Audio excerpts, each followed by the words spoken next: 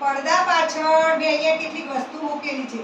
હું અહીંયા વગાડીશ અને તમારે એ વસ્તુનું નામ બોલવાનું. બરાબર?